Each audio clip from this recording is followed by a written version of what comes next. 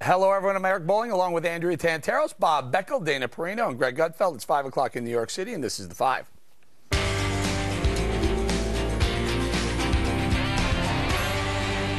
So ISIS is now fully in control of another Iraqi town and just launched a suicide attack on the perimeter of al-Assad Air Base a few miles from al-Baghdadi. More than 300 U.S. Marines are stationed there.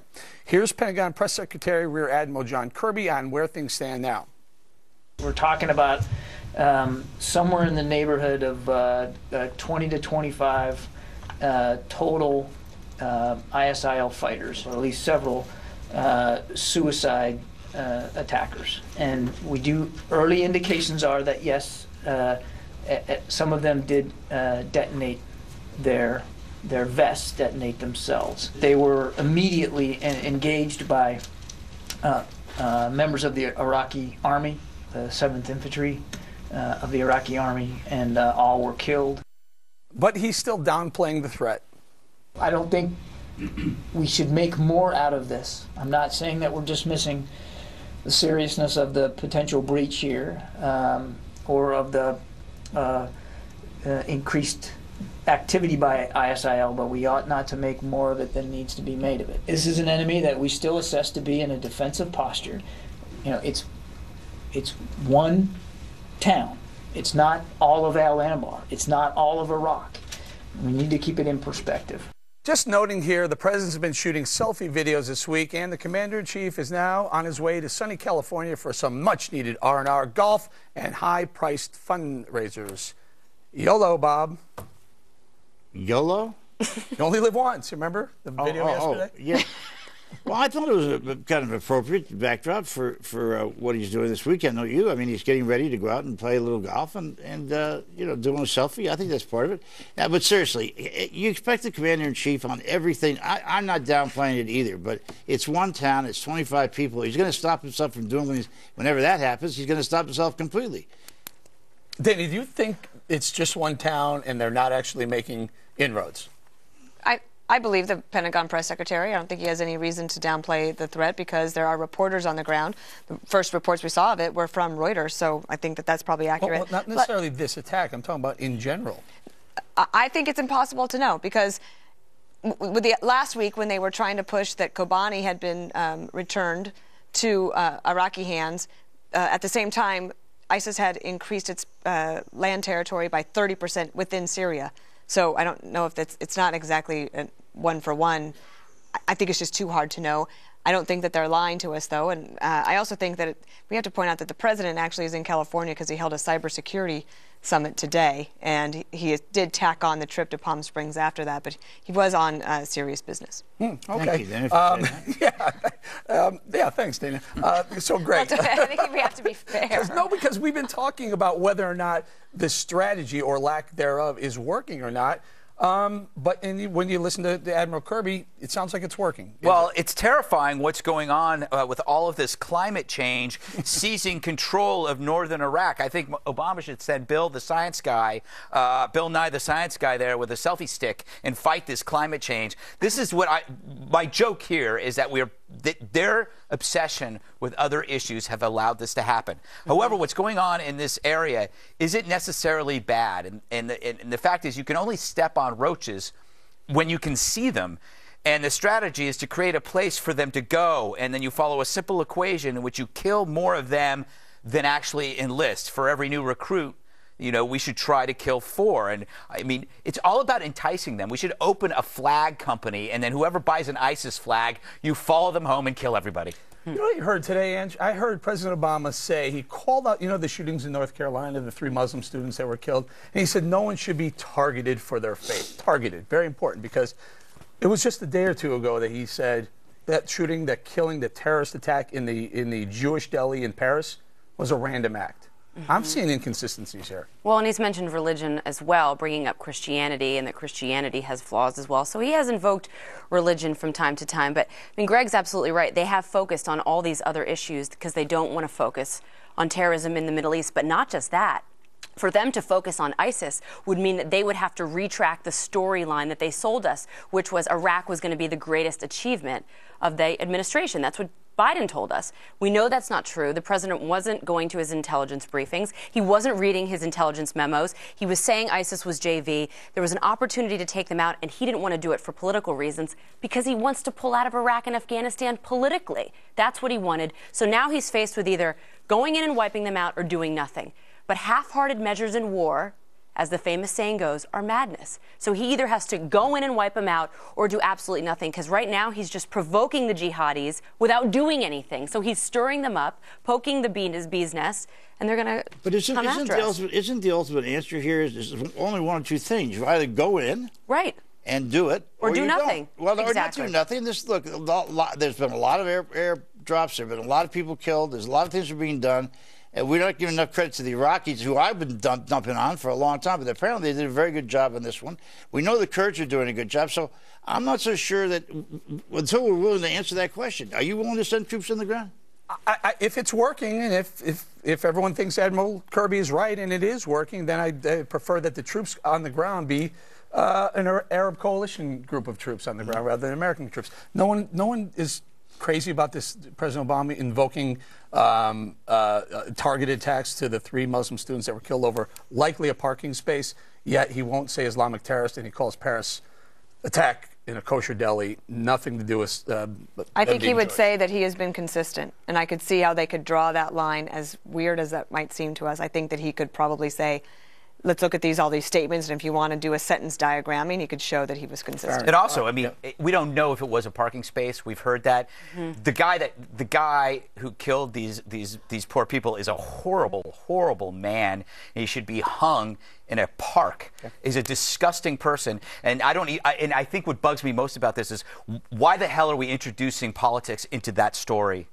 But I get let it go and deal with it as a horrible, horrible crime. Find out what really happened there, and don't turn it into a political football. Very good. I do get what you're saying, though, Eric, because there have been instances where he's targeted companies like the Hobby Lobby, who are Christian companies, and he's used harsher rhetoric for them sometimes than he has actually when he's addressing the Very good. We'll move on. My point was simply, we know that they targeted the kosher deli because of its ties to Jewish people, likelihood of Jewish people being in the deli. I think it's pretty obvious. Anyway, all right, let's move on. How serious is the threat, ISIS threat to America? Listen to this assessment from Democrat Senator Dianne Feinstein. We've seen the beheadings, we've seen the burnings, we've seen the hostages taken, we've seen people frog-walked and then essentially mowed down. We've seen massacres, we've seen Christians killed simply because they were Christian and not Muslim. There's never been a time when there are more threats to the United States than there is now. So, as I said once before, we're either going to fight them there or we're going to fight them here. Dean, she is in a position to have a very educated opinion on that. Right. So her comments were in reaction to this new authorization to use military force question that's in front of the Congress.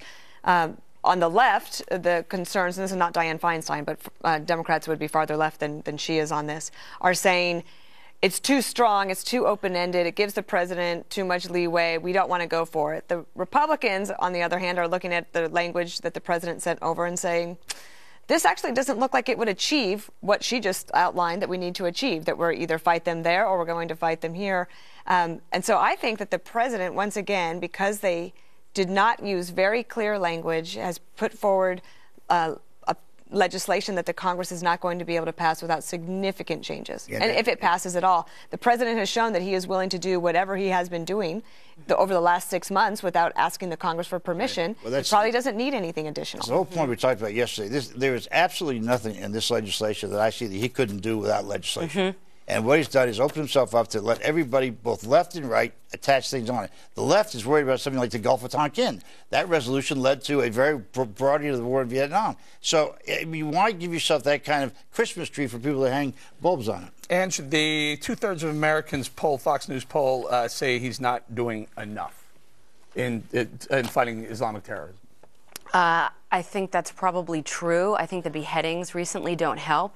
I would, to answer your question, Bob, why is he doing this way? I mean, to me, it's suspect that he circumvents Congress on the things that he really wants to do. He doesn't want to do this, so it tells me he wants cover from Congress. And he says, let them fight it out, right? If he's dragged one way where they don't agree to put boots on the ground, then he can say, oh, that was their decision. If it's the other way, he can blame them if something goes wrong. I think he's reaching out to Congress for a CYA attempt, cover your behind, and he doesn't do it with the other stuff. I know, there's another word. I can't say it on TV, though. Dianne Feinstein, refreshing to hear a Democrat call it what it is. Yeah, I mean, well, with evil, we need to be all in, but it's hard when the president is all out, and he has it's a philosophical issue with him when you're dealing with the powerful versus the powerless. He cannot call it what it is, and that's why I think that the poll represents kind of a skepticism about his own desires for achieving a victory, when in his own head he doesn't believe in victory. He doesn't believe in winning or losing. I mean, look, if we had stayed there, this wouldn't have happened, and it was based on the idea that staying there was somehow weird.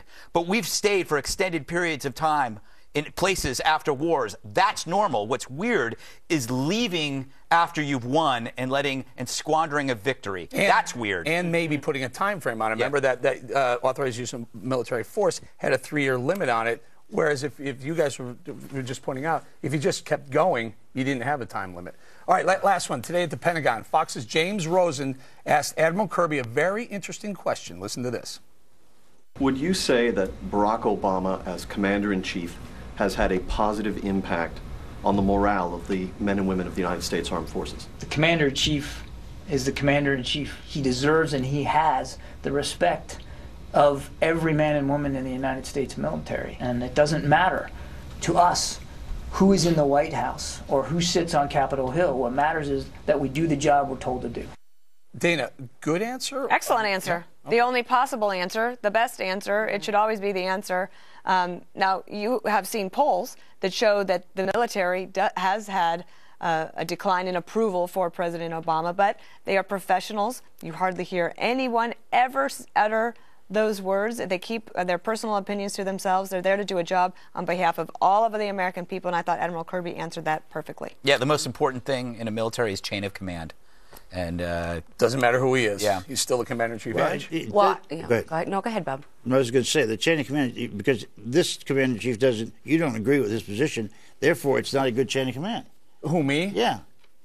I don't agree with his position on what? On about everything, as far as I can I'm tell. pretty much on board with everything he's done with ISIS. You do realize that, right? No, I didn't know that. Okay. Well, anyway, go ahead. Ange, your thoughts on this? I think there have been things, though, that he's done that would make sense for why the military is not feeling very good about this president. One, they've spent millions of dollars and lost blood and treasure to capture these terrorists in Gitmo, and he's releasing them. So if you're one of the men and women who went out to get one of these terrorists, or one of the families that was home while that was happening, you've got to be pretty ticked off right now. Also, when he came out and he said, we don't have a strategy on ISIS, imagine if you're at the Department of Defense, you're like, well, how can you say that? We have strategies. If you're at the CIA, you're upset about trying to try interrogation officials for doing their job.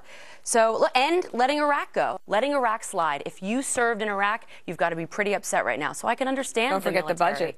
And cutting benefits. Yeah. And simultaneously you have deaths at the VA while Chelsea Manning is getting hormone treatments on the House. And a new column. And a new column in The Guardian. Well deserved, I might add. Can I just point out one thing I don't agree with is when Susan Rice is making phone calls to the field generals, telling them what the White House thinks. I agree with you. I need to go, though. They're telling me. Up next, should you have to have a college degree to become president of the United States? We're going to debate that. And later, Facebook Friday, one of our favorite segments. Send us your questions on Facebook.com/the5FNC. We'll answer them coming up.